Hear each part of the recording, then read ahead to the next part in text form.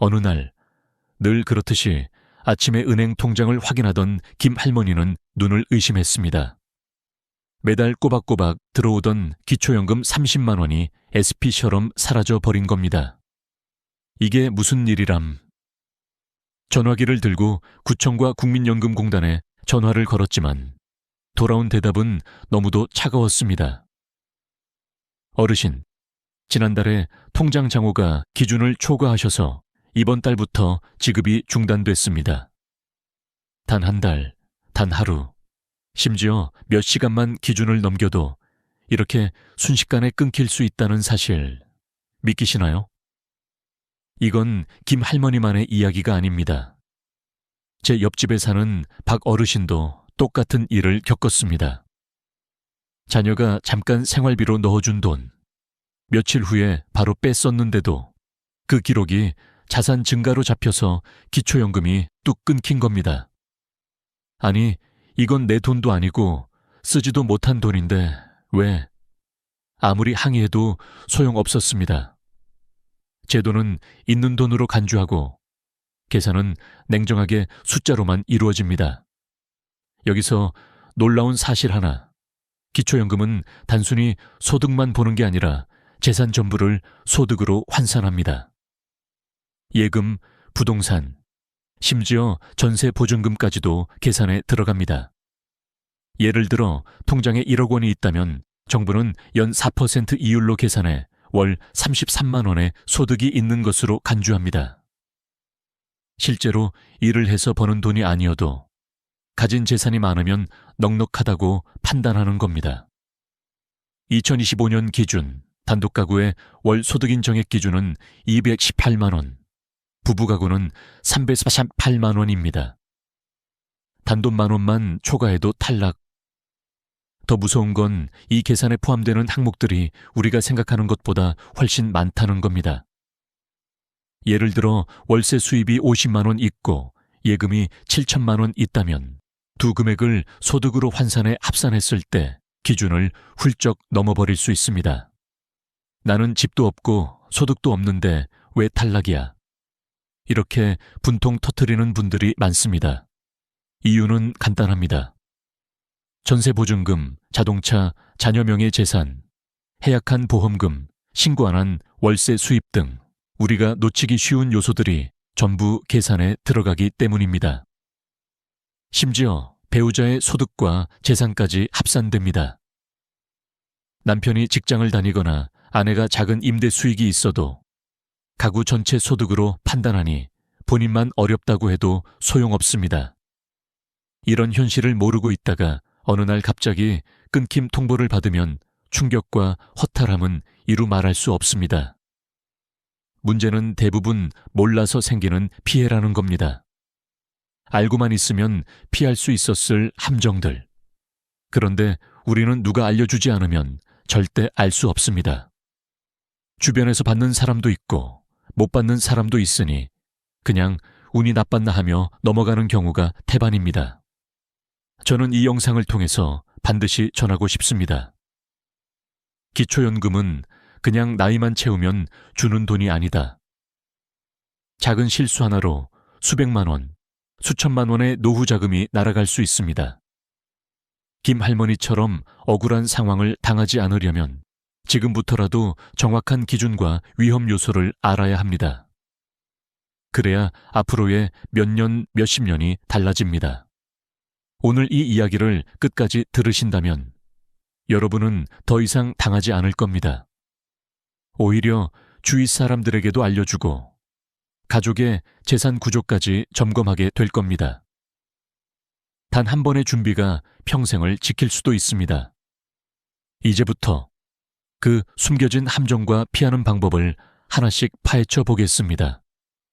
기초연금을 받는 길에는 생각보다 많은 함정이 숨어 있습니다. 겉으로 보기에는 별것 아닌 것 같아도 그 작은 실수가 바로 탈락 사유가 되는 경우가 많죠. 오늘은 그 중에서도 가장 흔하게 저지르는 9가지 재산 함정을 실제 사례와 함께 풀어드리겠습니다. 이 이야기를 듣고 나면 여러분은 아마 통장 하나 열어보는 습관부터 바꾸게 될 겁니다. 첫 번째 함정은 가족 계좌에 돈을 잠깐 넣는 행동입니다. 우리 아들 통장에 잠깐만 넣어뒀다가 다시 빼면 괜찮겠지 라고 생각하시는 분들 많습니다. 하지만 행정 시스템은 이런 사정을 봐주지 않습니다. 그 입금과 출금 기록은 모두 자산 이동으로 잡히고 심하면 증여로도 볼 수 있습니다. 이게 기초연금 산정 때 그대로 재산으로 계산되니 한 번의 이체가 몇 년치 연금을 날리는 결과가 됩니다. 두 번째 함정은 자녀 명의 적금입니다. 부모가 자녀 이름으로 적금을 넣었다가 나중에 본인이 찾았으면 어떻게 될까요? 국민연금공단은 이 돈이 사실상 부모의 자산이라고 간주합니다. 한 어르신은 손주 이름으로 넣어둔 500만 원 적금을 찾았다가 다음 달부터 연금이 전액 삭감됐습니다. 이유는 단순합니다. 누가 쓰느냐가 더 중요하다는 거죠. 세 번째는 부동산을 시세보다 훨씬 싸게 넘기는 경우입니다. 부모가 자녀에게 시세 1억 원짜리 토지를 5천만 원에 넘기면 나머지 5천만 원은 증여로 보고 세금이 붙습니다. 게다가 기초연금 측에서는 재산을 줄였지만 실질은 그대로라고 판단해 감액 또는 탈락 사유로 잡습니다. 네 번째는 사업자 등록을 유지하는 것입니다. 사업은 안 하는데 그냥 폐업 신고를 안 했을 뿐인데 이런 경우에도 추정소득이 자동으로 계산됩니다. 실제로 아무 소득이 없어도 사업자 등록만 살아있으면 매출이 있는 것으로 간주되는 겁니다. 한 분은 10년 전에 폐업했지만 신고를 안 해서 매달 40만 원 이상의 추정소득이 잡혀 연금이 끊겼습니다. 다섯 번째는 자동차입니다. 자동차는 오래돼도 고가 수입차로 분류되면 재산 평가액이 높게 잡힙니다. 특히 2대 이상 보유하면 감점폭이 커집니다. 한 가정은 시골에 세워둔 낡은 승합차 때문에 소득 인정액이 기준을 초과해 탈락했습니다. 여섯 번째 함정은 보험 해약금입니다. 오래 유지하던 저축성 보험을 해약하고 환급금을 받으면 그 돈이 재산으로 계산됩니다. 심지어 수천만 원 단위면 한 번에 소득 인정액을 훌쩍 넘어버립니다. 당장 생활비로 쓰려던 돈이 오히려 연금 탈락을 부르는 독이 되는 겁니다. 일곱 번째는 자녀 명의 통장을 부모가 관리하는 경우입니다. 명의는 자녀지만 부모가 자유롭게 입출금하면 행정에서는 그 돈을 부모 소유로 봅니다. 금액이 크면 조사 대상이 되기 쉽고 연금 산정에 그대로 반영됩니다. 여덟 번째는 신고하지 않은 월세 수입입니다. 신고 안 하면 모를 거야 라고 생각하시나요? 요즘은 국세청 자료와 행정 시스템이 실시간으로 연동됩니다. 신고 누락은 곧바로 적발되고 그 순간부터 연금은 중단됩니다. 아홉 번째는 5년 이내의 재산 정리입니다. 기초연금은 현재 재산뿐 아니라 최근 5년간의 금융거래와 부동산 거래도 전부 조사합니다. 예를 들어 아파트를 팔고 받은 현금을 몇 달 보관했다면 지금 돈이 없어도 그 금액이 그대로 재산으로 잡힙니다. 이 9가지 함정은 하나만 걸려도 연금 수급 자격을 잃게 만듭니다. 문제는 대부분이 몰라서 당한다는 겁니다. 한 번의 부주의가 수백만 원, 심하면 수천만 원의 노후 자금을 날려버릴 수 있습니다. 그래서 저는 이 부분에서 꼭 말씀드리고 싶습니다. 지금은 괜찮아 보이는 행동이 5년 후에 나를 위험에 빠뜨릴 수 있다는 걸요. 지금 머릿속에 떠오르는 행동이 있다면 바로 멈추고 확인하세요. 다음 단계에서 우리는 이 함정들을 피하는 방법과 안전하게 연금을 지키는 전략을 이야기할 겁니다. 이제 우리는 함정을 피하는 것에서 한 걸음 더 나아가야 합니다. 단순히 실수를 안 하는 것만으로는 부족합니다. 기초연금을 안정적으로 받으려면 재산과 소득을 어떻게 배치하고 관리해야 하는지 전략이 필요합니다. 이 전략은 단기적인 임시방편이 아니라 앞으로 5년, 10년을 내다보는 장기 계획이어야 합니다. 첫 번째 전략은 가구 기준에서 출발합니다. 많은 분들이 나는 집도 없고 소득도 없는데 왜 탈락이지? 라고 묻습니다. 하지만 기초연금은 개인 기준이 아니라 가구 전체의 소득과 재산을 합산해 계산합니다. 남편의 월급, 아내의 임대 수익, 심지어 함께 사는 가족의 재산까지도 평가에 포함됩니다. 즉, 본인만 어렵다고 해서 자동으로 받을 수 있는 구조가 아닌 겁니다. 그래서 반드시 배우자와 함께 소득 재산 상황을 확인하고 기준에 맞게 조정해야 합니다. 두 번째 전략은 금융재산을 5년 전부터 점진적으로 정리하는 것입니다. 기초연금 심사는 최근 5년간의 금융거래와 부동산 거래를 모두 조사합니다. 갑자기 예금을 해지하거나 부동산을 팔면 그 금액이 고스란히 재산으로 잡힙니다. 예를 들어 아파트를 팔아받은 3억 원이 있다면 지금 집이 없어도 그 3억이 소득 인정액 계산에 포함돼 버립니다. 따라서 여유가 있다면 5년 이상 시간을 두고 조금씩 조정하는 것이 가장 안전합니다. 세 번째 전략은 자동차입니다. 차량은 한 대만, 그리고 시세 2천만 원 이하로 유지하는 것이 좋습니다. 오래된 차라도 수입차로 분류되면 시세가 높게 잡혀서 감점 요인이 됩니다. 필요 없는 차량은 미리 처분하고 부부가 각각 차량을 보유하고 있다면 합산 시 불리해질 수 있으니 한 대로 줄이는 것이 현명합니다. 네 번째 전략은 사업자 등록 정리입니다. 소득이 없어도 사업자 등록이 남아있으면 추정소득이 자동 계산됩니다.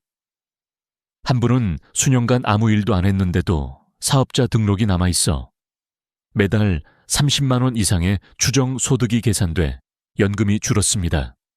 사업을 하지 않는다면 반드시 폐업 신고를 완료해야 합니다. 다섯 번째 전략은 자녀명의 자산 점검입니다. 예를 들어 자녀명의 통장을 부모가 직접 관리하거나 자녀 이름의 적금을 부모가 찾는다면 행정에서는 이를 부모의 재산으로 봅니다. 기초연금 심사에서는 누가 소유권을 갖고 있느냐보다 누가 사용하느냐를 더 중요하게 보기 때문입니다. 따라서 자녀명의 자산은 실제 사용자가 누구인지 명확히 해야 합니다. 여섯 번째 전략은 예금의 분산 관리입니다. 한 통장에 1억 원을 넣어두면 이 돈은 고스란히 재산으로 잡혀서 매달 수십만 원의 소득이 있는 것처럼 계산됩니다. 하지만 이 돈을 2천만 원, 3천만 원씩 여러 통장으로 나누고 생활비 공과금, 자녀 지원금 등 용도를 명확히 하면 생활 목적 자금으로 인정받을 가능성이 높아집니다. 물론 단순히 통장만 나눈다고 되는 건 아니고 실제 사용 내역이 생활비임을 보여주어야 합니다. 마지막으로 보험은 무조건 해약하지 말고 성격부터 확인해야 합니다. 보장성 보험은 유지해도 소득 인정액에 큰 영향을 주지 않는 경우가 많지만 저축성 보험은 해약금이 재산으로 잡혀 불리해집니다. 해약 전에는 반드시 전문가 상담을 받아야 합니다. 이 모든 전략의 핵심은 심사 전에 미리 준비하는 것입니다. 갑자기 조정하려고 하면 오히려 역효과가 날 수 있습니다. 지금은 당장 불편하더라도 장기적으로 연금을 지키는 길이 더 안정적입니다. 이제 우리는 실수와 함정을 피하고 재산을 유리하게 배치하는 기본 전략을 알게 됐습니다.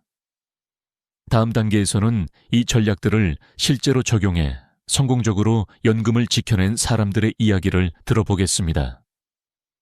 전략은 책 속 이론에만 머물러서는 아무 소용이 없습니다. 실제로 부딪히고 넘어지고 다시 일어서 본 사람들의 경험에서 배워야 현실에서 통합니다. 그래서 오늘은 기초연금을 잃을 뻔하거나 실제로 잃었다가 다시 되찾은 분들의 이야기를 들려드리겠습니다. 이 이야기는 단순한 사례가 아니라 여러분이 바로 내일 실천할 수 있는 행동 지침이 될 겁니다. 먼저 경기도에 사는 최 어르신 이야기입니다. 최 어르신은 평생 성실하게 살아오셨지만 자녀 결혼을 돕기 위해 통장에 있던 8천만 원을 잠시 아들 계좌로 이체했습니다. 몇 달 후 다시 돌려받았지만 그 사이 연금 심사가 이루어졌고 결과는 탈락이었습니다. 이유는 단순했습니다. 자산 이동이 확인됐습니다. 그러나 최 어르신은 포기하지 않았습니다. 모든 거래 내역과 자금 출처를 입증하는 자료를 모아 국민연금공단에 재심을 요청했습니다. 시간이 걸렸지만 결국 일시적인 가족 간 자금 이동으로 인정받아 다시 연금을 받게 됐습니다. 이 과정에서 배운 건 명확합니다. 아무리 가족 간 거래라도 증빙 자료를 남겨야 한다는 것입니다. 두 번째는 전남에 사는 김할머니입니다. 오래된 승용차와 경운기를 모두 소유하고 있었는데 심사에서 2대 이상의 차량 보유로 감점이 돼 탈락했습니다. 김할머니는 경운기를 중고로 매각하고 승용차 시세를 정확히 평가받아 저가 차량으로 분류되게 했습니다. 그 결과 소득 인정액이 내려가며 재수급에 성공했습니다. 여기서 중요한 건 불필요한 자산은 정리하고 남길 자산은 가치 평가를 정확히 받는 것입니다. 세 번째는 충청도 박 어르신입니다. 박 어르신은 저축성 보험을 해약해 환급금 3천만 원을 받았습니다. 생활비로 쓰려고 했지만 그 금액이 재산으로 잡혀 연금이 중단됐죠. 그런데 박 어르신은 보험 설계사와 세무사 상담을 통해 환급금 일부를 생활비 계좌로 나누어 입금하고 사용 내역을 명확히 기록했습니다. 1년 후 재심에서 이 돈이 필수 생활비로 인정돼 재수급이 가능해졌습니다. 박 어르신의 말이 아직도 기억납니다. 보험 깨기 전에 꼭 전문가랑 상의하세요. 그 한 번의 상담이 1년치 연금을 지켜줍니다. 네 번째는 서울의 윤 어르신입니다. 전세 보증금 1억 5천만 원으로 살고 있었는데 이 금액이 소득으로 환산돼 탈락 위기에 놓였습니다. 윤 어르신은 보증금 일부를 빼서 월세 40만 원으로 전환했고 월세 지출이 공제 항목으로 반영되며 소득 인정액이 내려갔습니다. 덕분에 기준을 충족하게 되었고 오히려 생활비 구조가 안정적으로 바뀌었습니다. 마지막으로 강원도의 이 어르신은 처음에는 나는 분명 자격이 될 거야 하고 신청조차 안 했습니다. 그러나 지인의 권유로 뒤늦게 신청했고 탈락 사유를 들으며 자산 구조를 점검하기 시작했습니다. 불필요한 CMA 계좌를 해지하고 묵혀둔 적금을 정리하며 소득인정액을 기준 이하로 맞췄습니다. 결국 1년 만에 수급 자격을 얻었죠. 이 어르신은 늘 이렇게 말합니다.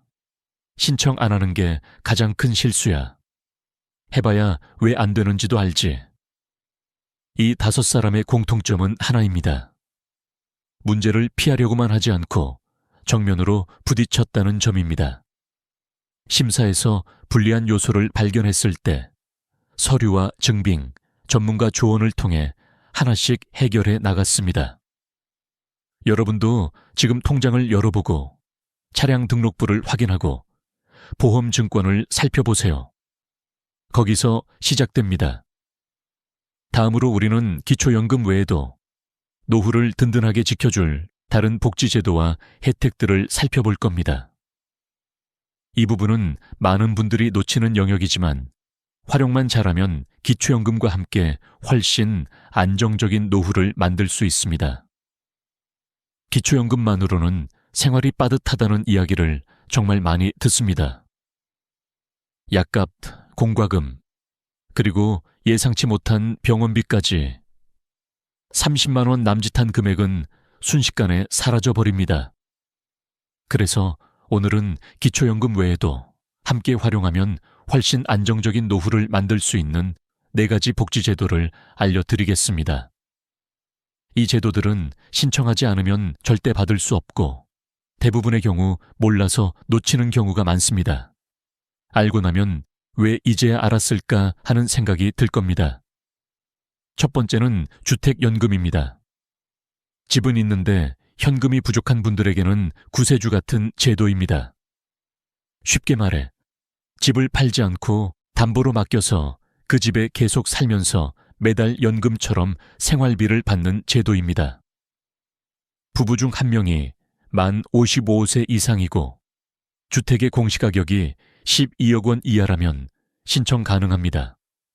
예를 들어 서울의 시세 6억 원짜리 아파트가 있는 70대 부부라면 집을 팔지 않아도 매달 100만, 낮에 200만 원을 받으며 평생 그 집에 거주할 수 있습니다. 그럼 집은 나라에 넘어가는 거 아니야? 라고 걱정하시는데 절대 그렇지 않습니다.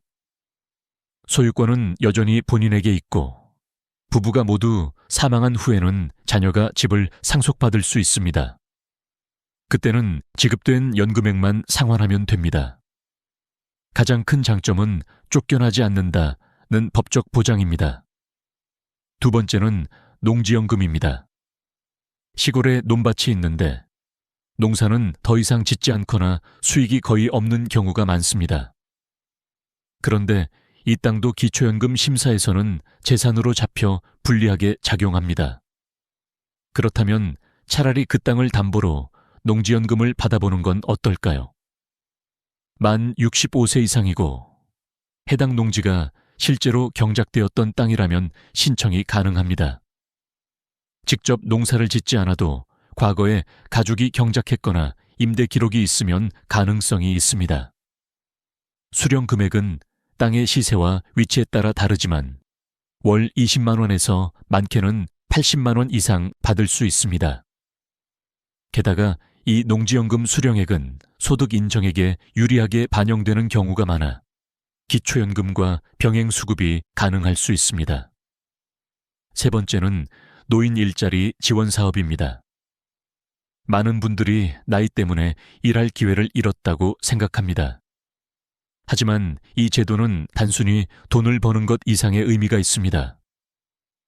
사회와 연결되고 건강을 유지하며 자기 역할을 느낄 수 있게 해주는 프로그램입니다.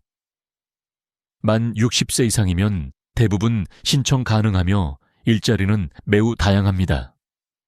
어린이 보호구역에서 교통지도를 하는 일, 복지관 안내 도우미, 초등학교 안전 지킴이, 공원 환경 정비, 취약계층 가정 방문 서비스 등 활동 시간은 하루 230만 원이며 이 금액은 기초연금과 별도로 받을 수 있고 소득으로 간주되지 않아 불이익이 없습니다.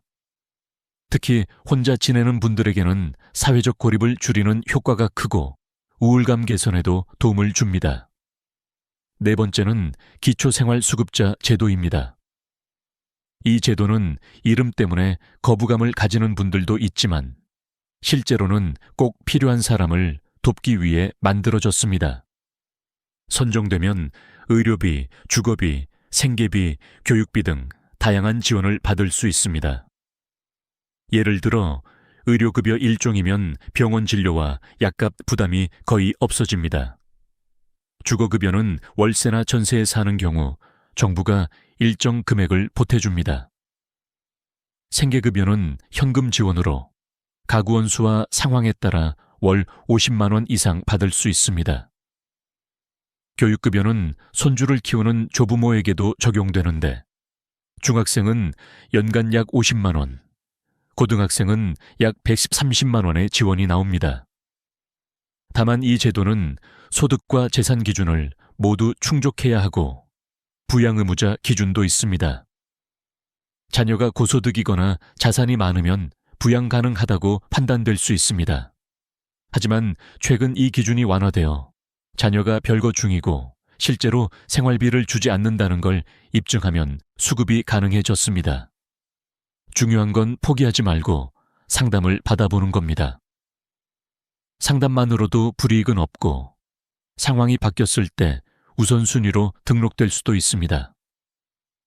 이 4가지 제도는 각각의 조건과 절차가 있지만 공통점이 하나 있습니다. 아는 사람만 쓴다는 겁니다. 몰라서 못 받는 경우가 훨씬 많습니다. 예를 들어 제 지인은 농지연금에 대해 전혀 몰랐다가 시골에 방치해둔 밭으로 월 40만 원씩 받게 됐습니다. 또 다른 분은 노인 일자리 사업을 통해 새로운 친구를 사귀고 건강도 되찾았습니다. 여기서 중요한 팁을 드리자면 기초연금과 다른 복지제도를 함께 설계할 때는 반드시 소득 인정액 계산에 어떤 영향을 미치는지 확인해야 합니다. 주택연금이나 농지연금은 유리하게 반영될 수 있지만 특정 현금성 자산은 오히려 불리하게 작용할 수 있습니다.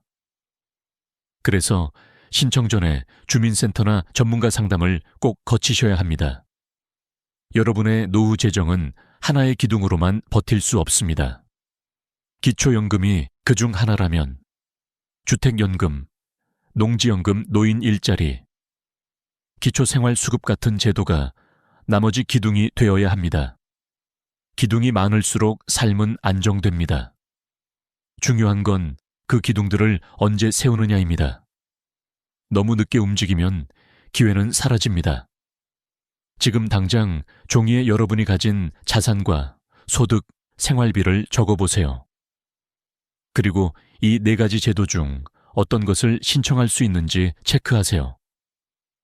신청이 가능한 건 즉시 움직이고 아직 조건이 안 되는 건 어떻게 준비해야 하는지 계획을 세우세요.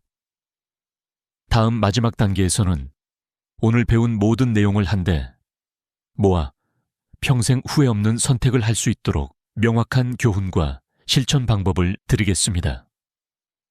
그 이야기를 듣고 나면 여러분은 더 이상 몰라서 손해보는 일을 겪지 않게 될 겁니다. 이제 우리는 함정도 알았고 전략도 세웠으며 기초연금 외에 활용할 수 있는 복지제도까지 살펴봤습니다.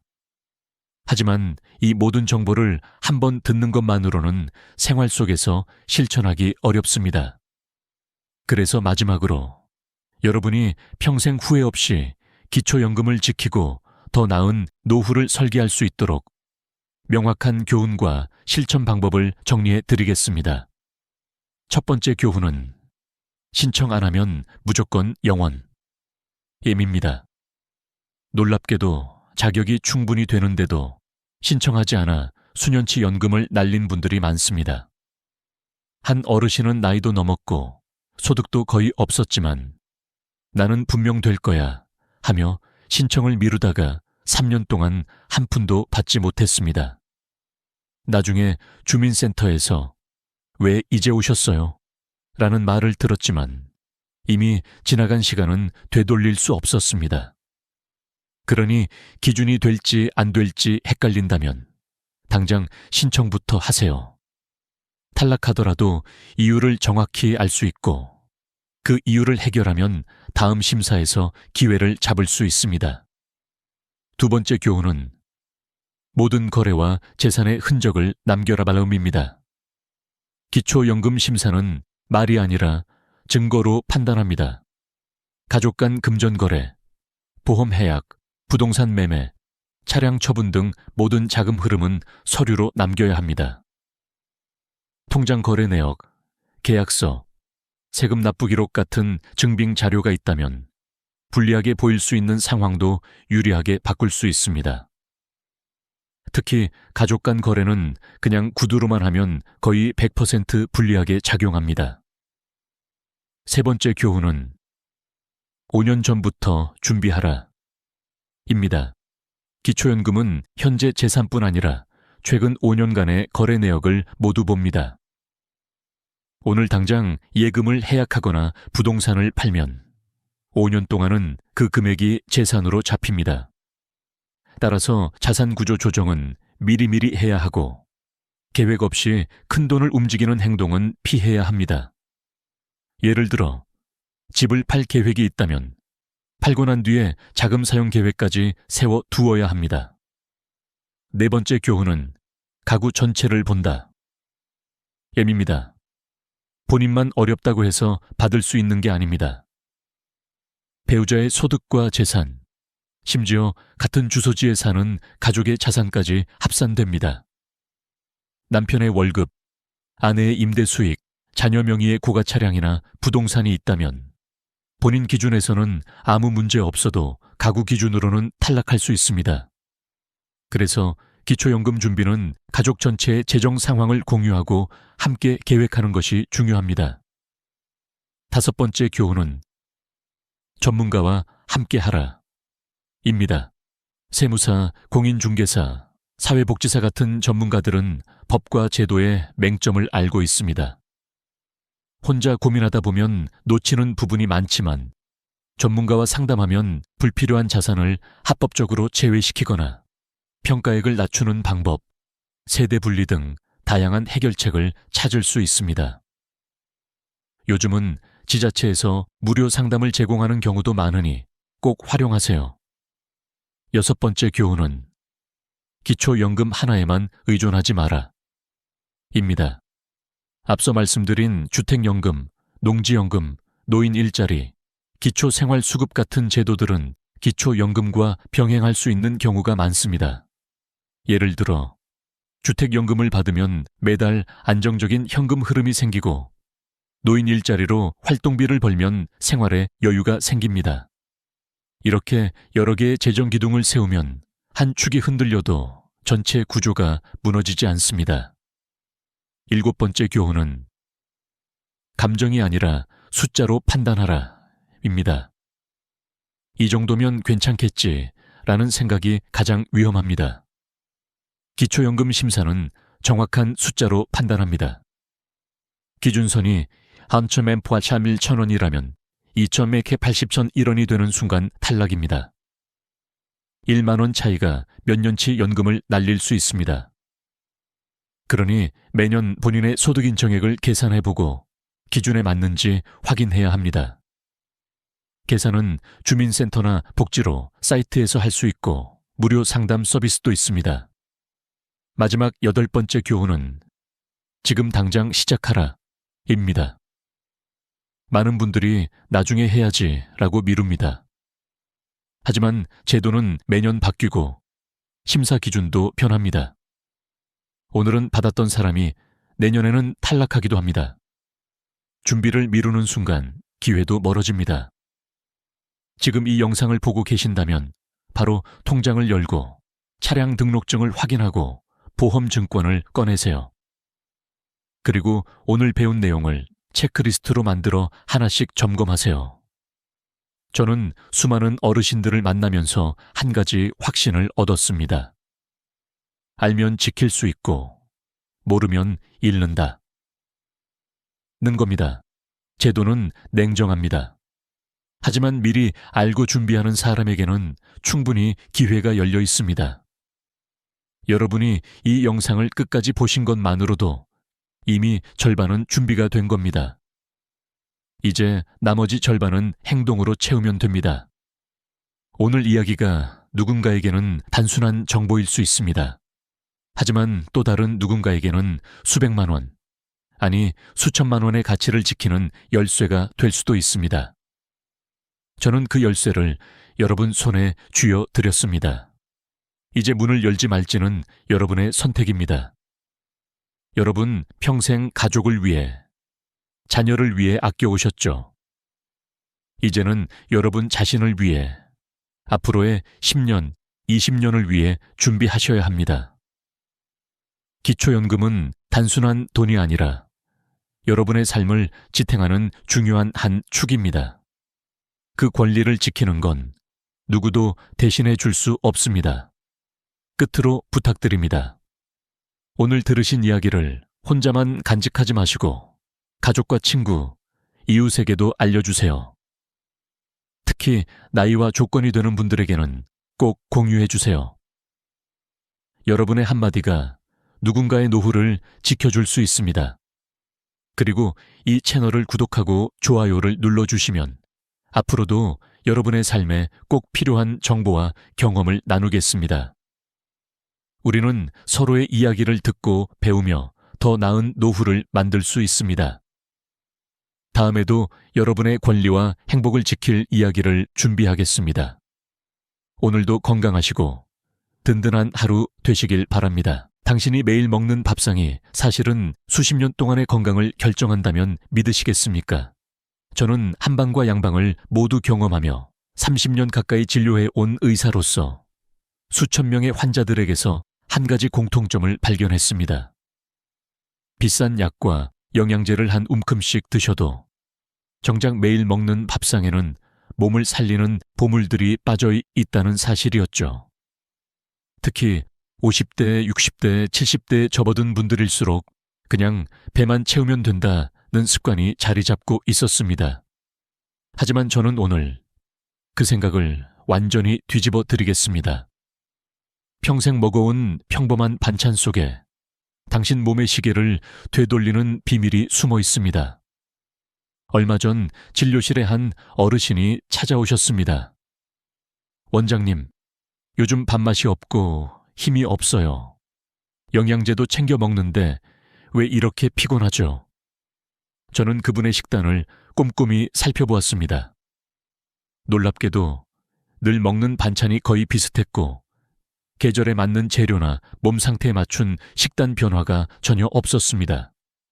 그런데 그 속에 제대로 조리해서 꾸준히 먹으면 약보다 강한 자연의 처방전이 들어 있었습니다. 문제는 그 귀한 재료가 눈앞에 있어도 몰라보고 그냥 지나치는 겁니다. 오늘 저는 당신의 밥상을 건강 금고로 바꿔드릴 9가지 반찬 이야기를 시작하려 합니다. 이건 단순히 맛있는 음식 이야기가 아닙니다. 노화로 느려진 몸의 엔진을 다시 가동시키고 굳어가는 혈관을 청소하며 잃어버린 기운을 되찾게 해줄 실질적인 방법입니다. 단, 한 가지 조건이 있습니다. 매일 조금씩 꾸준히 먹는 것, 이것만 지키시면 약국 가는 발걸음이 절반으로 줄어들 것입니다. 지금 이 순간에도 당신의 몸 안에서는 2가지 세력이 싸우고 있습니다. 하나는 세포를 망가뜨리고 노화를 앞당기는 세력, 다른 하나는 세포를 회복시키고 생명을 연장하는 세력입니다. 그 싸움의 무기를 어디서 조달하느냐? 바로 부엌입니다. 부엌에서 꺼낸 그릇 하나, 반찬 한 젓가락이 몸 안의 전쟁을 승리로 이끌 수도 패배로 이끌 수도 있습니다. 당신은 어느 쪽에 무기를 쥐어주고 계신가요? 저는 종종 환자분들께 이렇게 묻습니다. 어제 저녁에 뭐 드셨어요? 돌아오는 대답은 늘 비슷합니다. 김치, 멸치볶음, 달걀 프라이, 그리고 때로는 라면. 하지만 이 중 몇 가지는 오히려 몸에 부담을 주는 경우가 많습니다. 반면 조금만 재료를 바꾸고 조리법을 달리하면 같은 밥상에서도 건강을 채우는 보약 반찬으로 변신합니다. 오늘부터 소개할 7가지 반찬은 돈 들이지 않고 특별한 기술 없이도 만들 수 있습니다. 혹시 이런 평범한 음식이 무슨 보약이야? 라고 생각하실지도 모릅니다. 하지만 제가 말씀드리는 건 전통의 지혜와 현대의학이 만난 결과입니다. 예를 들어 어떤 반찬은 우리 조상들이 겨울을 나기 위해 발효시켜 먹었는데 현대 영양학으로 분석해보니 특정 비타민과 미네랄이 풍부해 면역력을 비약적으로 끌어올리는 성분이 가득했습니다. 또 어떤 반찬은 소화를 돕고 혈당을 안정시키는 섬유질이 많아 당뇨 환자들에게도 큰 도움이 됩니다. 그리고 이건 단순한 음식 이야기가 아닙니다. 반찬 하나를 선택하는 순간 당신은 삶의 질을 선택하는 것입니다. 무릎이 덜 아픈 계단 오르기, 밤에 깊이 자고 아침에 개운하게 일어나는 하루, 친구들과의 모임에서 웃으며 오래 앉아 있을 수 있는 체력. 이 모든 건 약이 아니라 식탁에서 시작됩니다. 저는 이것을 집밥 처방전이라고 부릅니다. 오늘 들려드릴 이야기는 단순히 뭐가 몸에 좋다는 차원을 넘어섭니다. 저는 왜 이 반찬들이 좋은지, 어떻게 먹어야 효과가 극대화되는지, 또 어떤 분들에게 특히 필요한지를 구체적으로 말씀드릴 겁니다. 그리고 중간중간 제 환자분들의 실제 사례와 수치로 증명된 연구 결과를 곁들일 겁니다. 그래야 당신이 오늘 저녁 식탁에서 어떤 선택을 해야 할지 확신을 가질 수 있으니까요. 지금부터 눈을 크게 뜨고 들어주세요. 왜냐하면 이 반찬들은 당신이 이미 알고 있지만 제대로 몰랐던 음식이기 때문입니다. 한 입에 숨겨진 놀라운 효능, 그리고 그 한 입이 쌓여서 만들어낼 10년 후의 건강. 그것을 아는 순간 밥을 먹는 시간이 기다려질 것입니다. 자, 이제 첫 번째 보물 상자를 열어보겠습니다. 오늘의 여정은 당신의 부엌에서 시작됩니다. 그리고 그 부엌이 앞으로 당신의 약국이 될 것입니다.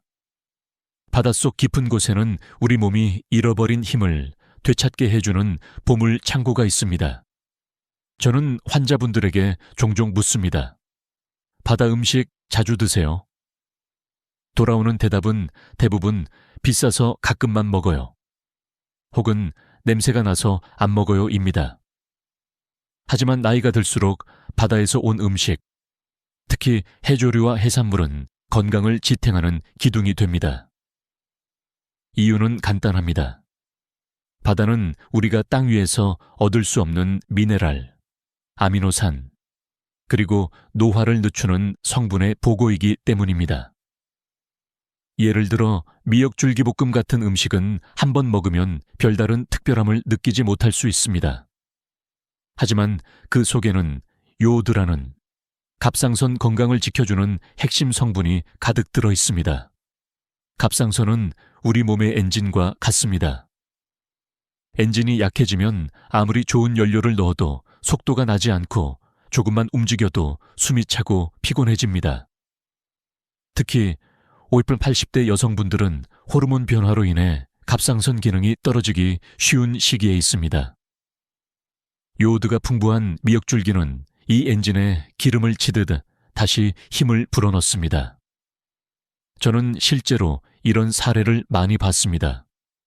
68세 여성 환자 한 분이 계셨는데 늘 손발이 차고 아침에 일어나기 힘들다고 하셨습니다. 검사해보니 갑상선 기능이 경계선 수준까지 떨어져 있었죠. 약을 쓰기 전 저는 식단부터 바꿨습니다. 일주일에 4번 이상 미역줄기볶음을 먹게 하고 간을 약하게 하며 오래 볶지 않도록 조리법을 알려드렸습니다. 석 달 후 그분은 원장님, 손발이 따뜻해지고 요즘은 낮잠이 필요 없어요 라고 웃으며 말씀하셨습니다. 단순히 기분이 나아진 게 아니라 혈액검사 수치까지 개선된 것이 확인됐습니다. 해산물 중에서도 오징어는 단백질 보충에 숨은 강자입니다. 특히 진미채볶음은 씹는 맛과 보관 편리함 때문에 자주 밥상에 오르지만 많은 분들이 그 가치를 모르고 있습니다. 오징어에는 타우린이 풍부해 피로 회복에 탁월합니다. 타우린은 우리가 피곤할 때 마시는 피로회복 드링크의 핵심 성분이기도 하죠. 차이가 있다라면 드링크는 설탕과 첨가물이 많지만 오징어는 자연 그대로라는 점입니다. 단백질 역시 소고기나 돼지고기에 비해 부담이 적고 소화가 잘 됩니다. 특히 거의 60대 이상에서 단백질 부족은 근육 감소로 이어지고 이는 곧 낙상의 위험과 직결됩니다. 단백질을 보충한다고 고기를 매일 먹기 어려운 분들에게 오징어는 훌륭한 대안입니다. 단, 시중에서 파는 딱딱한 건오징어채는 그냥 볶으면 질겨서 치아에 부담을 줄 수 있으니 미지근한 물에 잠시 불렸다가 센 불에 재빨리 볶아야 합니다. 여기에 마늘과 간장, 약간의 설탕만 더하면 훌륭한 반찬이 완성됩니다. 그리고 해조류와 해산물의 장점은 단순히 영양 성분에만 있는 게 아닙니다. 바다에서 자란 식재료들은 체내 염분 균형을 잡아주고 혈액순환을 돕습니다. 연구에 따르면 해조류를 꾸준히 섭취한 고령층은 그렇지 않은 사람들에 비해 혈압 안정화 비율이 18% 높았습니다. 그만큼 심혈관 질환 예방에도 도움이 된다는 의미입니다. 저는 이런 식단을 바다의 처방전이라고 부릅니다. 비싼 보양식이나 약재가 아니라 시장에서 손쉽게 구할 수 있는 재료로도 충분히 몸을 회복시킬 수 있다는 뜻이죠. 중요한 건 꾸준함입니다. 일주일에 한 번 먹는 것보다 매일 조금씩 먹는 것이 훨씬 강한 효과를 냅니다. 마치 운동을 한 번에 오래 하는 것보다 매일 조금씩 하는 게 더 좋은 것처럼 말입니다. 혹시 지금 냉장고에 미역줄기나 오징어채가 있나요? 없다면 다음 장보기에 꼭 넣으시길 바랍니다. 해조류 특유의 식감이 입맛을 돋우고 오징어의 담백한 맛이 단백질을 채워줄 겁니다. 그리고 매일 조금씩 먹다 보면 손발이 따뜻해지고 하루를 버티는 힘이 달라집니다. 이것이 바로 바다가 주는 두 번째 보물입니다. 땅속 깊이 뿌리를 내리고 자라는 채소들은 마치 세월을 견뎌온 노인처럼 강인한 생명력을 품고 있습니다. 뿌리 채소가 우리 몸에 주는 힘도 그렇습니다. 표면만 스쳐 지나가는 잎이 채소와 달리 뿌리 채소는 오랜 시간 영양을 응축시켜 놓았죠. 그 중에서도 저는 두 가지를 특히 추천합니다. 바로 우엉과 감자입니다. 우엉은 겉보기엔 딱딱하고 손질이 번거롭지만 장 건강을 회복시키는 데 있어선 그 어떤 약보다도 강력합니다. 섬유질 함량이 높아 변비를 완화하고 장내 노폐물을 쓸어내며 장내 유익균의 먹이가 되어 장 환경을 개선합니다. 실제 연구에서 60대 이상 변비 환자 그룹이 3주간 매일 우엉조림 50글 섭취했을 때 장통과 시간이 평균 20% 단축되고 복부 팽만감이 현저히 줄어들었다는 결과가 있습니다. 저는 예전에 장 문제로 고생하던 72세 남성 환자분을 기억합니다. 약을 써도 그때뿐이고 다시 불편감이 돌아오곤 했죠. 그런데 식단에 우엉조림을 넣고 나서는 상황이 완전히 달라졌습니다. 아침마다 시원하게 화장실을 다녀오고 하루 종일 속이 편안해졌다고 하셨습니다. 원장님, 이제는 밖에서도 마음 놓고 약속을 잡을 수 있어요.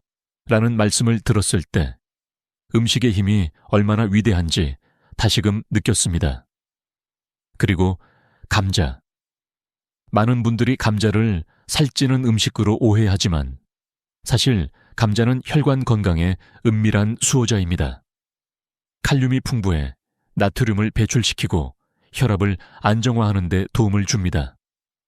특히 50대 이후 혈관의 탄력이 떨어지고 조금만 짠 음식을 먹어도 혈압이 오르는 분들에게 감자는 필수적인 식재료입니다.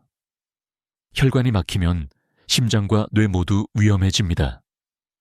그런데 약으로만 혈관을 관리하려다 보면 부작용과 의존성이 생길 수 있습니다. 감자는 그 대안을 제공합니다. 실제로 한 연구에서는 고혈압 전 단계 환자들이 4주간 매일 감자조림을 섭취했을 때 수축기 혈압이 평균 2ml/m며 낮아졌고 이는 심장질환 위험을 10% 이상 줄이는 효과로 이어졌습니다. 조리법 역시 중요합니다. 감자를 너무 오래 삶으면 영양소가 빠져나가고 푸석해져 먹기 힘듭니다. 겉은 단단하고 속은 부드러운 알맞은 식감을 유지해야 하죠. 간은 강하게 하지 않고 감자 자체의 단맛을 살려야 혈관 청소 효과가 극대화됩니다. 저는 환자분들에게 간장 설탕 줄이고 대신 참기름 향으로 맛을 완성하세요 라고 조언합니다. 또한 뿌리 채소의 장점은 저장성이 뛰어나고 계절에 크게 구애받지 않는다는 점입니다. 우엉과 감자를 번갈아 밥상에 올리면 장 건강과 혈관 건강을 동시에 관리할 수 있습니다. 더 놀라운 건 이런 식단 변화가 전신 컨디션까지 바꾼다는 겁니다. 변이 잘 나오면 피부가 맑아지고 혈압이 안정되면 두통과 어지럼증이 줄어듭니다. 저는 이런 변화를 속에서부터 건강해지는 과정이라고 부릅니다. 몸은 절대 거짓말을 하지 않습니다. 속이 편안하고 혈관이 깨끗해지면 걸음걸이와 표정까지 달라집니다. 나이가 들어도 활기찬 이유, 그건 거창한 비밀이 아니라 뿌리채소 한 젓가락에서 시작될 수 있습니다. 오늘 저녁, 당신의 식탁에 우엉이나 감자가 없다면 그것이 바로 변화를 시작할 신호일지도 모릅니다. 혈관은 우리 몸의 도로입니다. 이 도로가 막히면 그 피해는 순식간에 심장과 뇌로 번집니다. 그런데 나이가 들수록 이 도로는 점점 좁아지고 노폐물이 쌓이며 작은 충격에도 쉽게 손상됩니다. 저는 진료실에서 종종 환자분들에게 이렇게 말합니다. 혈관이 깨끗해야 몸 구석구석까지 산소와 영양이 잘 배달됩니다. 그런데 대부분은 그 중요성을 알면서도 실생활에서 어떻게 관리해야 하는지 잘 모릅니다. 여기서 제가 권하는 건 약병이 아니라 밥상 위의 변화입니다. 감자조림은 이미 앞서 말씀드린 대로 혈관을 청소하는 천연 도구입니다. 하지만 여기에 덧붙여 말씀드릴 게 있습니다. 감자와 궁합이 좋은 혈관 건강에 또 다른 수호자가 있습니다. 바로 등푸른 생선입니다. 고등어, 꽁치, 정어리 같은 생선들은 오메가3 지방산이 풍부해 혈중 중성지방을 줄이고 혈관벽의 염증을 완화합니다. 실제로 일본 나가사키 의대 연구팀이 60세 이상 노인을 대상으로 6개월간 등푸른 생선을 주 3회 이상 섭취하게 했더니 혈관 탄성지수가 평균 20% 향상되고 LDL 콜레스테롤 수치가 의미 있게 감소했다고 보고했습니다. 물론 매번 생선을 구워 먹기는 번거로울 수 있습니다. 하지만 조림이나 찜 혹은 통조림을 활용해도 충분한 효과를 얻을 수 있습니다. 저는 한 74세 남성 환자분을 기억합니다. 늘 발이 차고 오래 걸으면 종아리가 뻐근하다고 호소하셨죠. 검사 결과 말초혈관 순환이 떨어진 상태였습니다. 약물 치료와 함께 저는 식단에 감자조림과 고등어조림을 번갈아 넣도록 권했습니다. 석 달 뒤 그는 예전보다 발끝이 따뜻하고 걸음 속도가 빨라졌어요 라고 말했습니다. 혈관 건강에는 나트륨 조절도 필수입니다. 짠 음식을 줄이는 것만으로도 혈압이 안정되고 혈관에 가해지는 압력이 완화됩니다. 하지만 한국인의 식탁에서 짠맛을 완전히 없애긴 쉽지 않죠. 그래서 저는 희석의 법칙을 씁니다. 간이 센 젓갈이나 장아찌를 먹을 때는 꼭 무염 반찬이나 채소와 함께 먹는 겁니다. 이렇게 하면 맛은 살리고 나트륨 부담은 줄일 수 있습니다. 또한 혈관 건강을 위해선 식이섬유가 필수입니다. 섬유질은 장에서 콜레스테롤과 담즙산을 흡착해 몸 밖으로 배출합니다. 우엉, 고구마, 감자 같은 식재료는 이 역할을 탁월하게 해내죠. 여기에 녹황색 채소를 곁들이면 항산화 효과까지 더해져 혈관벽의 노화를 늦출 수 있습니다. 저는 환자분들에게 늘 이렇게 말합니다. 혈관은 나이가 아니라 관리 습관에 따라 나이를 먹습니다. 같은 70세라도 혈관 나이가 50대인 분들이 있습니다. 그 비밀은 비싼 보조제가 아니라 매일 밥상에서 혈관을 위한 선택을 했다는 데 있습니다. 혹시 지금 발이 자주 차갑고 계단을 오를 때 숨이 차고 손끝이 쉽게 저린다면 그건 혈관이 보내는 경고 신호일 수 있습니다. 이때 필요한 건 큰 수술도 고가의 치료제도 아닙니다. 오늘 저녁 식탁에 감자조림과 등푸른 생선을 올리는 것, 이 단순한 선택이 당신 혈관의 운명을 바꿀 수 있습니다. 그리고 그 변화는 생각보다 훨씬 빨리 찾아올 것입니다. 나이가 들수록 우리 몸에서 가장 조용히, 그러나 꾸준히 약해지는 부위가 있습니다. 바로 뼈입니다. 뼈는 하루아침에 부러지지 않습니다. 하지만 60대 이후부터는 조금씩 밀도가 낮아지고 미세한 균열이 생기며 어느 날 아주 작은 충격에도 뚝 하고 부러질 수 있는 상태가 됩니다.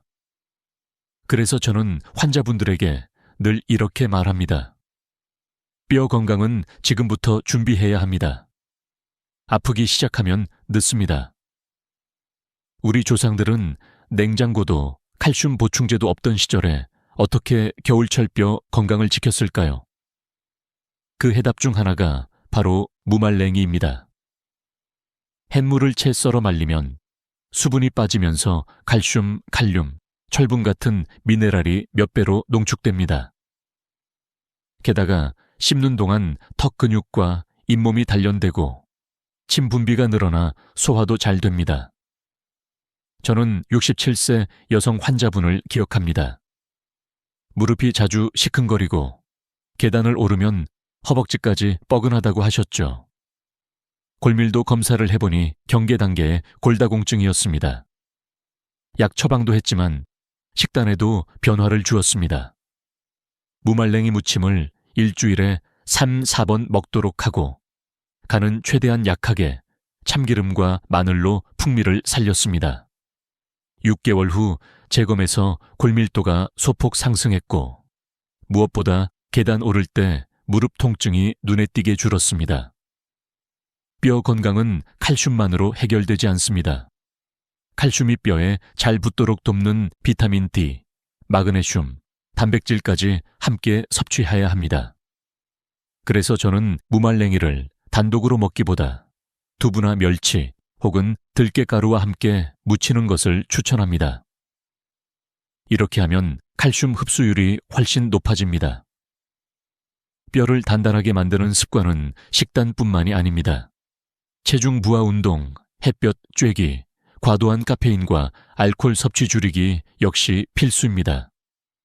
그러나 첫걸음은 항상 식탁에서 시작됩니다. 하루 한 젓가락의 무말랭이가 뼈를 철벽처럼 지켜줄 수 있다면 그건 약국에서 파는 칼슘제보다 훨씬 지속 가능하고 부작용 없는 방법입니다. 무말랭이의 또 다른 장점은 장기 보관이 가능하다는 점입니다. 한번 만들어 놓으면 오랫동안 두고 먹을 수 있으니 준비의 수고로움이 크지 않습니다. 무엇보다도 그 오독오독한 식감이 식사 시간을 즐겁게 만들어줍니다. 70대의 한 어르신은 이렇게 말씀하셨습니다. 예전엔 뼈가 약해지는 건 어쩔 수 없는 노화라고 생각했는데 이제는 무말랭이 덕분에 뼈가 안 무너진다는 확신이 생겼어요. 혹시 요즘 조금만 걸어도 다리가 묵직하거나 계단을 오를 때 무릎이 시큰거린다면 그건 몸이 이제부터 뼈를 챙겨달라는 신호일 수 있습니다. 이 신호를 무시하면 몇 년 뒤에는 그 대가를 크게 치르게 됩니다. 하지만 오늘부터 무말랭이를 식탁에 올린다면 당신의 뼈는 지금보다 훨씬 더 단단해질 것입니다. 그리고 그 변화는 넘어졌을 때 부러지지 않는 순간에, 계단을 오를 때 숨이 덜 차는 순간에 분명히 느껴질 겁니다. 면역력은 우리가 늙어가면서 가장 먼저 무너지는 방어선입니다. 예전엔 감기 한번 걸리지 않던 사람이 환절기만 되면 목이 붓고 작은 상처가 한참 동안 아물지 않고 입안에 염증이 자주 생기는 걸 경험합니다. 면역이 약해졌다는 건 단순히 몸이 피곤하다는 뜻이 아니라 외부로부터의 공격에 대응하는 힘이 줄어들었다는 신호입니다. 저는 이때 가장 먼저 약국으로 달려가는 대신 부엌으로 향하라고 조언합니다. 그 부엌에서 찾을 수 있는 강력한 무기가 바로 깨십 장아찌입니다. 깨십은 특유의 향과 풍미 때문에 좋아하는 분과 싫어하는 분이 확 갈리지만 그 속에는 놀라운 천연 항생제 성분이 들어있습니다. 페릴라케톤과 로즈마린산 같은 성분이 세균과 바이러스의 활동을 억제하고 염증 반응을 완화합니다. 실제로 일본 식품연구소에서 65세 이상 노인을 대상으로 한 연구에서 깨십을 주 5회 이상 섭취한 그룹은 섭취하지 않은 그룹에 비해 상기도 감염 발생률이 30% 낮았습니다. 저는 70대 초반에 한 여성 환자분을 기억합니다. 해마다 겨울만 되면 감기를 달고 살았고 한 번 걸리면 기침이 한 달 이상 이어졌습니다. 면역 관련 혈액 검사를 해보니 백혈구 수치가 낮고 염증 반응 수치가 높았습니다. 저는 약과 함께 식단에 깨십 장아찌를 추가했습니다. 중요한 건 짜게 만들지 않는 것이었습니다. 물기를 완전히 제거한 깨시풀 간장, 식초, 설탕을 최소로 넣어 절이고 마늘로 풍미를 살렸죠. 석 달 후 그분은 겨울을 감기 없이 지나갔고 혈액검사에서 염증 수치가 눈에 띄게 내려갔습니다. 깨십 장아찌의 장점은 단순히 면역 강화에 그치지 않습니다. 깨십 특유의 향이 입안의 세균 번식을 억제해 구취를 완화하고 식욕을 돋웁니다. 특히 고기와 함께 먹으면 느끼함을 잡아주면서 소화를 돕는 역할을 합니다. 그래서 저는 깨십 장아찌를 식탁 위의 방패라고 부릅니다. 면역을 지키는 데는 규칙적인 수면, 스트레스 관리, 적당한 운동이 함께 필요합니다. 하지만 매일 먹는 음식이 이 방어막을 얼마나 두껍게 할 수 있는지는 많은 분들이 간과합니다. 깨십 장아찌는 그 점에서 간단하지만 강력한 해결책입니다. 냉장고에 한 통만 있어도 매 끼니마다 면역에 좋은 한 젓가락을 챙길 수 있습니다. 혹시 요즘 따라 작은 상처가 잘 낫지 않거나 피곤하면 금방 입안에 궤양이 생기고 목이 자주 붓는다면 면역력이 떨어졌다는 신호일 수 있습니다. 이때 깨십 장아찌는 약보다 먼저 시도해 볼 수 있는 방법입니다.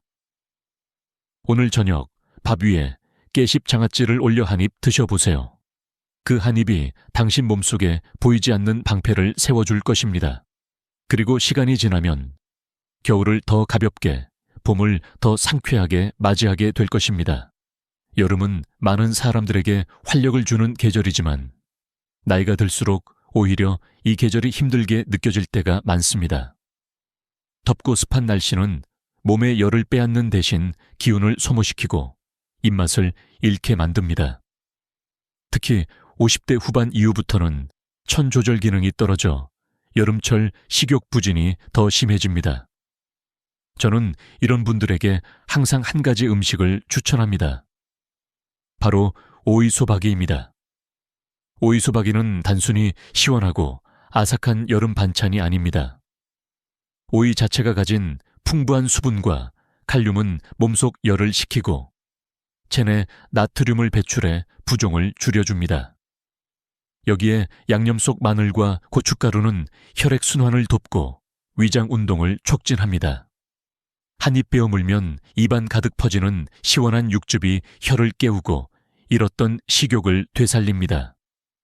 저는 75세 남성 환자분의 사례를 종종 이야기합니다.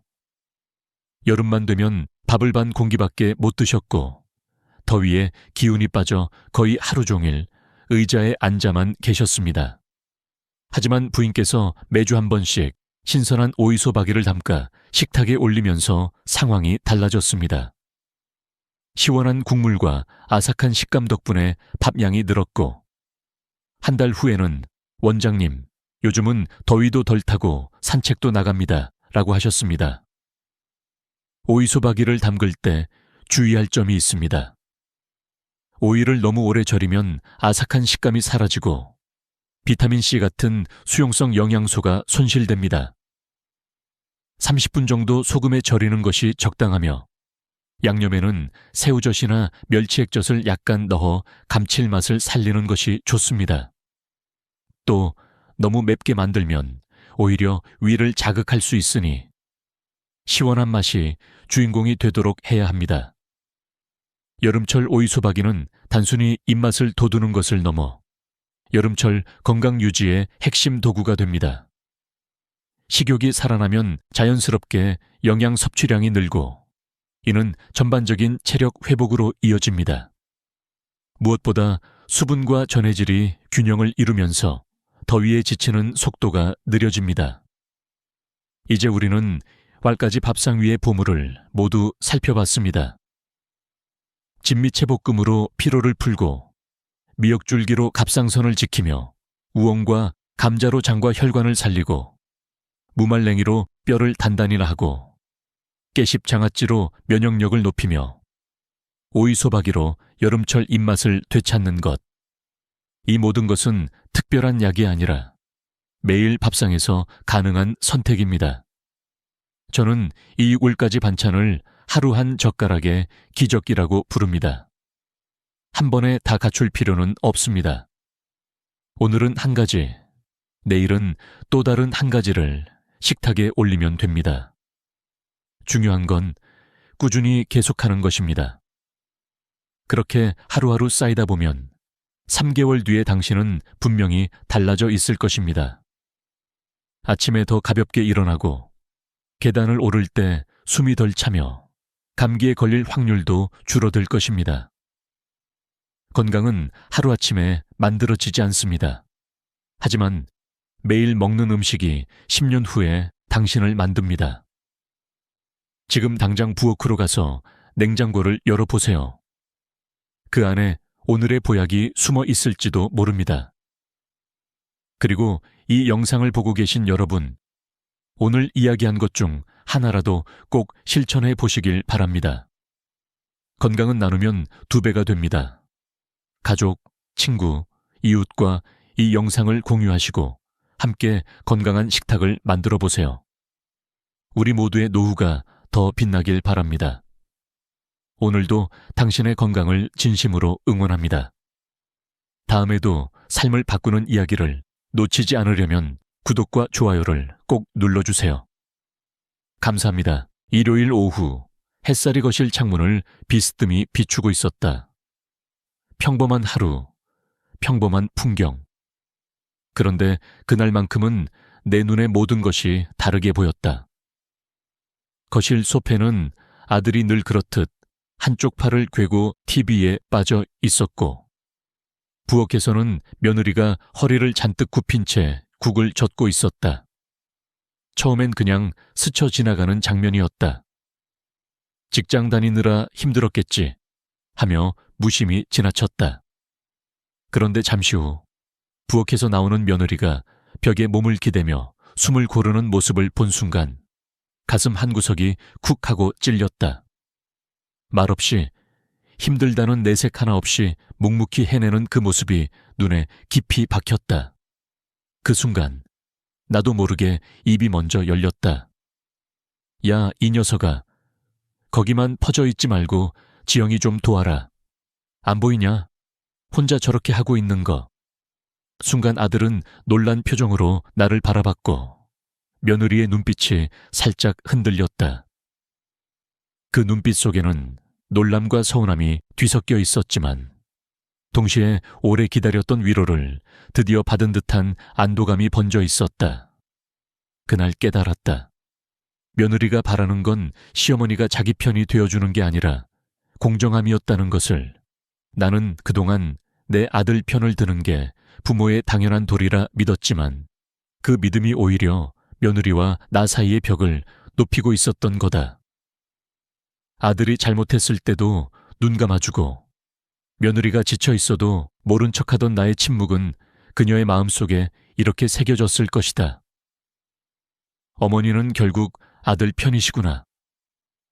그리고 그 상처가 한번 자리 잡으면 아무리 비싼 선물을 주고 좋은 밥을 차려줘도 관계는 좀처럼 회복되지 않는다. 그날 이후 나는 아들에게 말했다. 네가 밖에서 돈 버는 것만이 남편 역할이 아니다. 지영이가 힘들면 먼저 움직여라. 처음엔 어색해하던 아들도 시간이 지나자 설거지를 하고 장을 함께 보러 나서는 모습이 익숙해졌다. 그 변화를 본 며느리는 예전보다 훨씬 더 따뜻하게 나를 대했다. 심리학 연구에 따르면 가족 내 역할의 공정성을 경험한 사람은 관계 만족도가 평균 35% 이상 높다고 한다. 이건 단순한 기분 문제가 아니라 가정의 행복을 결정짓는 핵심 요소라는 뜻이다.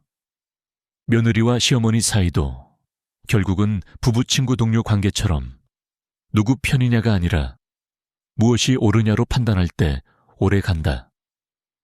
혹시 지금 당신도 마음속으로 이렇게 되묻고 있진 않은가? 나도 모르게 내 편만 들어온 건 아닐까? 만약 그렇다면 오늘이 바로 변화를 시작할 날이다. 공정함은 거창한 게 아니다. 순간순간에 작은 선택이 쌓여 믿음을 만들고 그 믿음이 언젠가 며느리의 눈빛 속에 존경과 신뢰로 되돌아온다. 그리고 그때 당신은 비로소 좋은 어른이 되어 있을 것이다.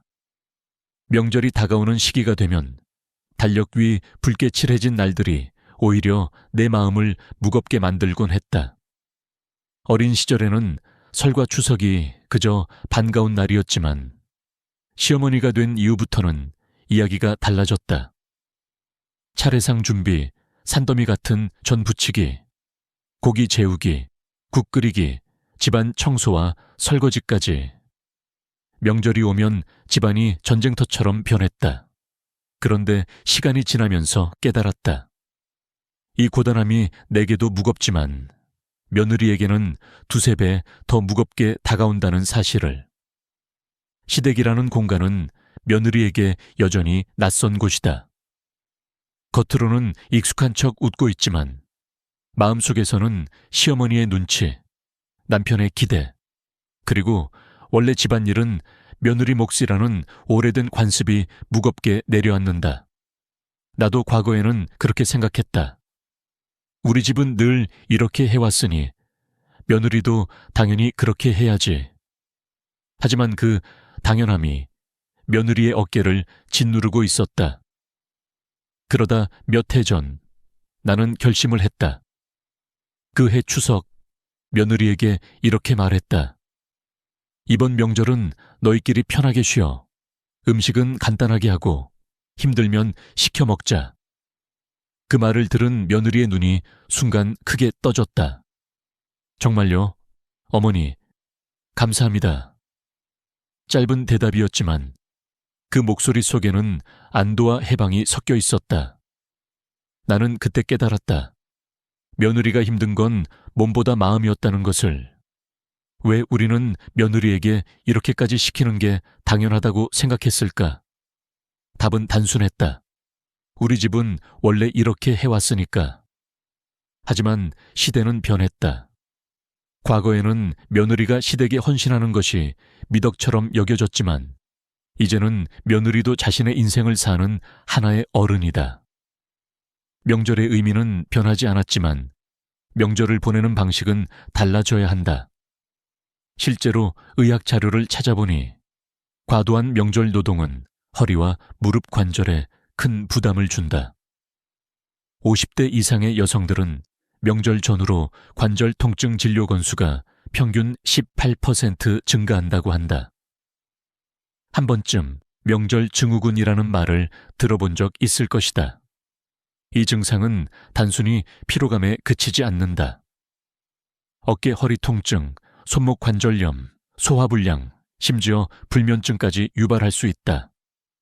게다가 정신적인 부담도 만만치 않다. 심리학에서는 이를 역할, 스트레스라고 부른다. 가족 내에서 자신에게 기대된 역할을 거부하지 못해 생기는 불안과 긴장이다. 며느리는 명절마다 안 하면 눈치, 해도 인정 못 받는 이중 압박 속에서 살게 된다. 그러니 명절이 오기 전부터 마음이 무거울 수밖에 없다. 예전에 방영된 드라마 한 장면이 생각난다. 아들이 직접 제사 음식을 준비하면서 며느리에게 오늘은 쉬어라고 말하는 장면이었다. 방송이 끝난 후 인터넷에는 수천 개의 댓글이 달렸다. 우리 집은 저런 거 상상도 못해요. 드라마인데도 눈물이 나네요. 사람들의 가슴을 울린 이유는 간단하다. 현실에서는 너무 보기 힘든 장면이었기 때문이다. 그래서 나는 확신하게 되었다.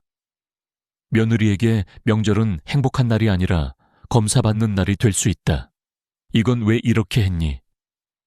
원래 이렇게 해야지. 우리 집은 늘 이랬어. 이런 말들이 반복되면 며느리는 그 집에서 마음 둘 곳을 잃는다. 하지만 시어머니의 한마디가 모든 것을 바꿀 수 있다. 괜찮아, 안 해도 돼. 이건 게으름을 허락하는 말이 아니라 사람을 존중하는 말이다. 내가 이렇게 말하기 시작한 이후 명절의 분위기가 달라졌다. 며느리는 여유 있는 표정으로 웃었고 나도 한결 가벼운 마음으로 명절을 보낼 수 있었다. 차례상은 여전히 소박하지만 그 소박함 속에 웃음과 대화가 늘었다. 가족끼리 함께 웃으며 보내는 명절이야말로 진짜 명절이라는 것을 그제야 알았다. 심리 연구 결과에서도 이런 변화가 뒷받침된다. 가족 구성원이 심리적 안정감을 느낄 때 관계 만족도와 신뢰도는 평균 40% 이상 향상된다. 이 심리적 안정감은 누군가의 지지와 이해, 그리고 존중에서 나온다. 며느리가 시어머니의 집에서 안전하다고 느끼는 순간 명절은 감옥이 아니라 쉼터가 된다. 물론 이런 변화를 만드는 건 쉽지 않다. 오랜 세월 굳어진 습관을 바꾸려면 용기가 필요하다. 하지만 그 한 걸음이 관계를 바꾸고 명절을 바꾸고 결국은 가족의 미래를 바꾼다. 나는 더 이상 명절을 해야 하는 의무로만 보지 않는다. 대신 함께 웃을 수 있는 기회로 본다. 그리고 그 기회를 살리는 열쇠는 바로 시어머니의 한마디에 있다. 여러분, 혹시 다음 명절을 앞두고 계신가요? 그렇다면 이번엔 이렇게 시작해보세요. 이번에는 힘 빼고 하자. 괜찮아, 안 해도 돼. 이 짧은 말이 며느리의 어깨에서 얼마나 큰 짐을 내려놓게 할지 아마 직접 보게 되실 겁니다. 그리고 그 순간 당신도 알게 될 것입니다. 명절을 바꾸는 건 전통의 크기가 아니라 마음의 크기라는 것을. 며느리와 오래 지내다 보면 의도치 않게 서로를 비교하게 되는 순간이 있다. 나도 예외는 아니었다. 첫째 며느리는 정리정돈이 잘 되어 있고 말투도 공손하며 살림도 깔끔하다. 트러블이 거의 없고 언제나 조심스럽게 나를 대했다. 이런 며느리면 어디 가서 욕먹을 일 없겠다 싶었다. 그런데 언젠가 함께 밥을 먹던 중 그녀가 내 눈치를 살피며 젓가락을 드는 모습을 보았다. 순간 가슴이 철렁했다. 내가 저렇게까지 조심하게 만든 건가? 그건 내가 원한 관계가 아니었다. 반면 둘째 며느리는 정반대였다. 자기 스타일이 뚜렷하고 집안일도 자기 방식대로 했다. 자유롭고 솔직해서 처음엔 속이 부글부글 끓을 때도 많았다. 왜 이렇게 자기 멋대로야? 우리 집 며느리면 기본은 맞춰야 하는 거 아니야. 그렇게 마음속으로 불만을 쌓던 어느 날, 둘째가 조심스럽게 말했다. 어머니, 제가 방식이 좀 달라서 혹시 불편하셨다면 죄송해요. 그 순간 심장이 쿵 내려앉았다. 불편하게 만든 건 나인데 사과를 하는 건 며느리였다. 그제야 깨달았다. 문제는 며느리들이 아니라 내가 만들어 놓은 틀이었다는 것을. 첫째는 맞추느라 힘들고 둘째는 안 맞춰서 내가 힘든 건 결국 우리 집 며느리는 이렇게 해야 한다는 고정관념 때문이었다. 독일 철학자 칸트는 말했다. 인간은 수단이 아니라 목적 그 자체로 대우받아야 한다. 며느리를 우리 집 방식에 맞춰야 하는 사람으로 보면 그 순간부터 관계는 사람이 아니라 시스템이 된다. 반대로 그 사람의 삶과 개성을 인정하는 순간 관계가 비로소 시작된다. 그 이후 나는 입버릇처럼 이렇게 말했다. 아, 넌 그렇게 하는구나. 재미있다. 그렇게 해도 괜찮네. 결과가 좋구나. 이런 말을 들은 며느리들의 눈빛은 확 달라졌다. 신기하게도 그 뒤로는 며느리들이 먼저 다가왔다. 어머니, 이거 어때요? 이번에 제가 해본 건데 같이 해보실래요? 틀을 내려놓으니 사람이 들어왔고 다름은 더 이상 불편함이 아니라 서로를 풍요롭게 만드는 힘이 됐다. 심리학 연구에서도 가족 구성원의 개성을 존중하는 가정은 그렇지 않은 가정보다 정서적 유대감이 평균 42% 높게 나타난다고 한다. 나이와 문화, 세대를 뛰어넘어 틀보다 사람을 먼저 보는 태도가 결국 관계를 지켜준다. 여러분, 며느리는 우리 집에 맞추기 위해 존재하는 사람이 아니다. 누구의 아내이기 전에 자기 삶을 살아가는 고유한 인격체다.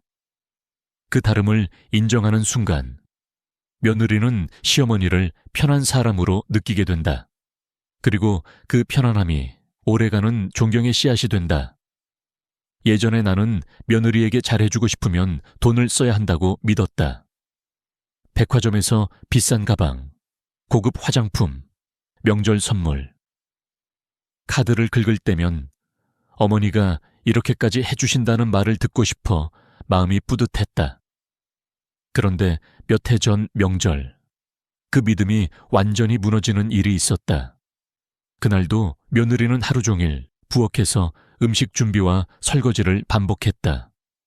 아이를 챙기느라 앉을 틈도 없이 분주했다. 식사가 끝난 뒤 나는 무심코 며느리의 손을 잡고 말했다.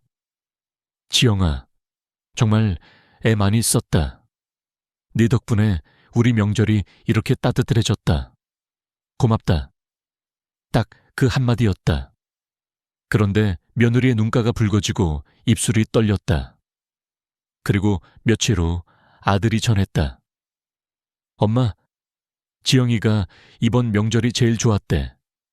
엄마가 그렇게 말해주셔서 너무 감동이었다고. 그때 알았다. 가방도 용돈도 아닌 진심 어린 한마디가 며느리에게는 가장 큰 선물이었다는 것을. 심리학자 마셜 로젠버그도 말했다. 진심에서 우러난 한마디는 사람의 마음을 회복시키는 가장 강력한 힘이다. 인간은 자신이 한 수고를 정확히 알아봐주는 사람이 있을 때 비로소 위로를 받는다. 실제로 심리 연구에서 단순한 감사 표현이 스트레스 호르몬인 코르티솔 수치를 평균 23% 낮춘다는 결과가 있다. 즉, 고맙다는 말 한마디가 건강에도 긍정적인 영향을 미친다. 며느리도 안다. 명절 음식 준비가 힘들 수밖에 없다는 걸. 하지만 그 수고를 알아주는 사람 없이 당연하게만 받아들여지면 마음은 텅 비어간다. 그 후로 나는 선물보다 말을 더 신중하게 쓰기로 했다.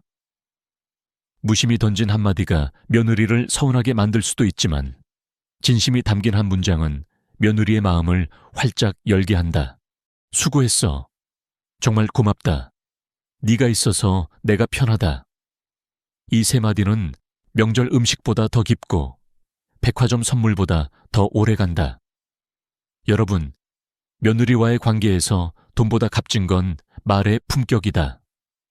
품격이 있는 말은 며느리의 마음을 움직이고 당신의 사람됨을 보여준다. 그리고 그 기억은 며느리 마음속에 오래 남아 두 사람의 관계를 따뜻하게 지켜줄 것이다. 며느리가 결혼하고 처음 시댁에 왔을 때였다.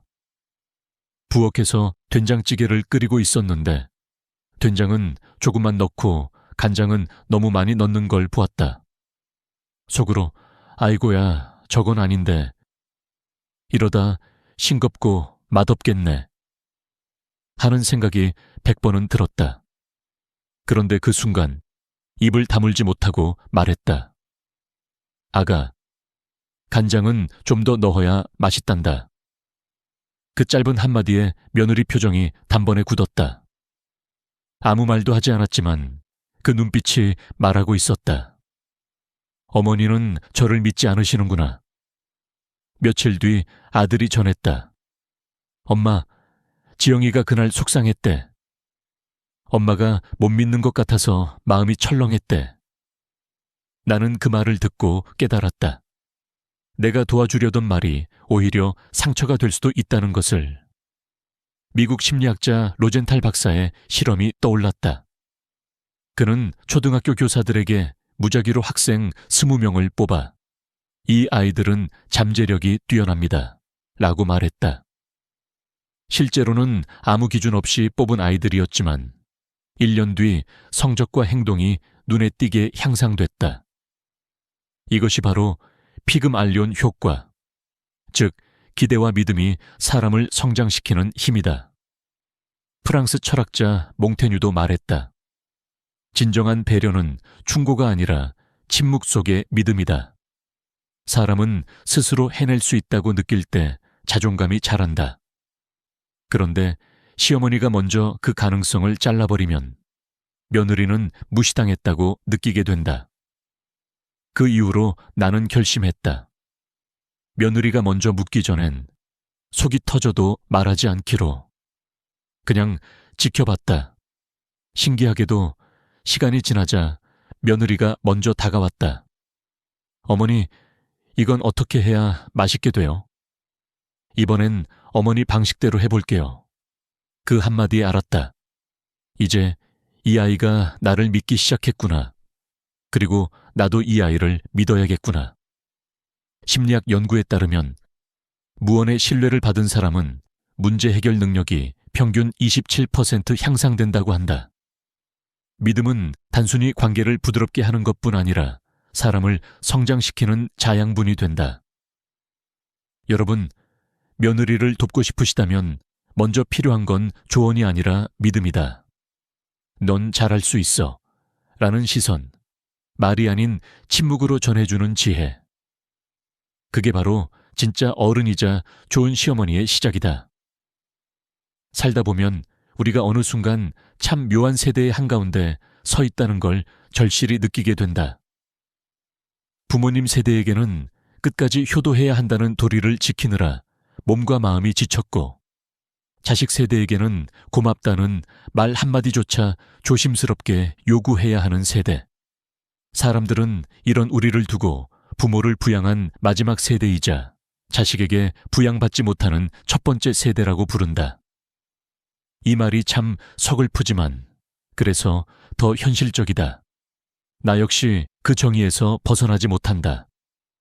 그 사실을 인정하면서 나는 스스로에게 이렇게 말하게 되었다. 이제는 나 자신을 조금 더 귀하게 대해야 한다. 오랫동안 나는 시어머니니까 참아야지, 어른이니까 내가 먼저 이해해야지 라는 마음으로 살아왔다. 갈등이 있어도 삼키고 서운함이 있어도 덮었다. 그렇게 하면 관계가 편안해질 줄 알았다. 그런데 시간이 흐르니 깨달았다.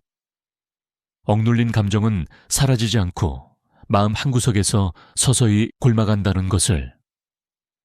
겉으로는 평화로운 듯 보이지만 속에서는 작은 불씨가 타오르고 있었던 거다. 며느리와의 관계를 돌아봤다.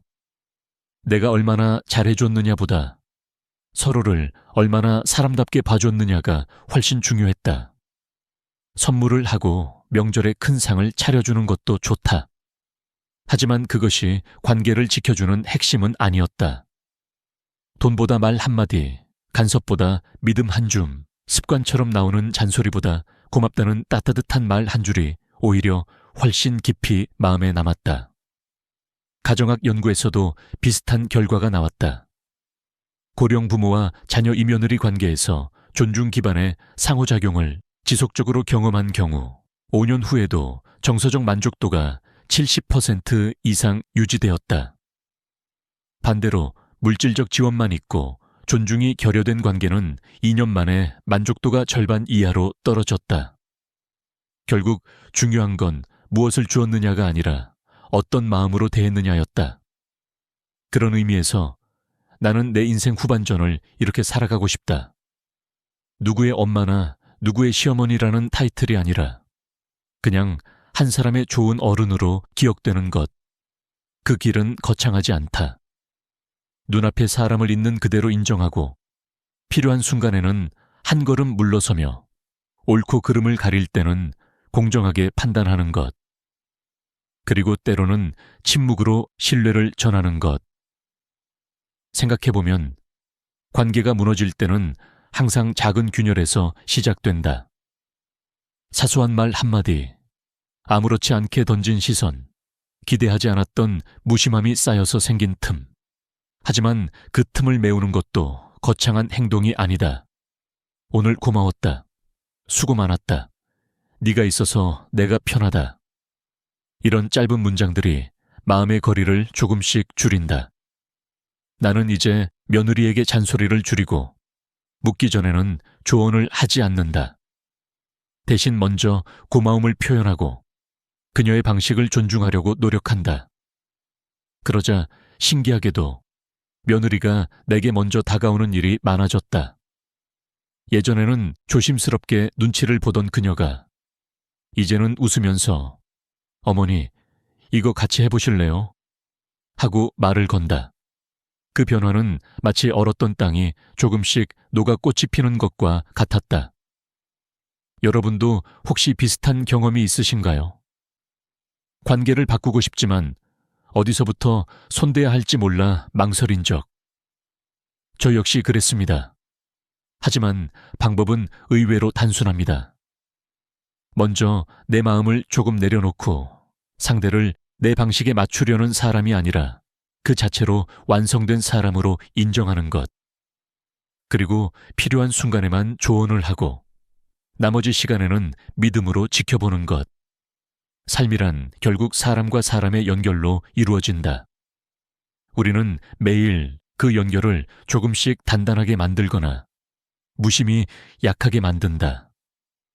내가 배운 건 돈이나 물질은 그 연결을 잠시 화려하게 보이게 할 수는 있지만 오래 지속되게 만들지는 못한다는 것. 오히려 오래 가는 힘은 작고 따뜻한 말, 진심이 담긴 태도, 그리고 침묵 속의 믿음에서 나온다. 이제 나는 더 이상 며느리와의 관계를 관리해야 할 의무로 보지 않는다. 대신 서로를 이해하고 존중하는 동반자로 생각한다. 그렇게 보면 우리가 함께하는 시간은 의무가 아니라 선물이 된다. 나의 작은 변화가 그녀를 웃게 하고 그녀의 작은 배려가 나를 편안하게 만든다. 이 선순환이 계속된다면 우리는 단순한 가족을 넘어 서로에게 힘이 되는 인생 친구가 될 수 있다. 여러분, 오늘 제 이야기를 들으면서 어떤 생각이 드셨나요? 혹시 마음속에 나도 그렇게 해보고 싶다는 작은 불씨가 생겼다면 그 불씨를 꺼뜨리지 마세요. 관계는 하루아침에 변하지 않지만 작은 태도의 변화가 놀라운 결과를 만듭니다. 오늘부터 단 한마디라도 좋습니다. 진심이 담긴 감사 혹은 믿음을 전하는 말. 그게 바로 변화를 시작하는 첫걸음입니다. 이 영상을 끝까지 봐주신 모든 분께 진심으로 감사드립니다. 오늘의 이야기가 누군가에게는 위로가, 또 누군가에게는 새로운 시작이 되기를 바랍니다. 앞으로도 함께 나누고 싶은 이야기들이 많습니다. 구독과 좋아요, 그리고 알림 설정까지 해주시면 다음 이야기에서 다시 만나 뵙겠습니다. 오늘도 건강하고 따뜻한 하루 보내시길 바랍니다.